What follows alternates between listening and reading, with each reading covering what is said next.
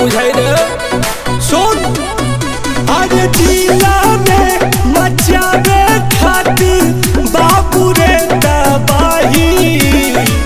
पैसा ना तो पावर चाहिए पैसा ना तो पावर चाहिए पैसा ना तो पावर चाहिए पैसा ना तो पावर चाहिए हमारा के दोसर हो कौन रे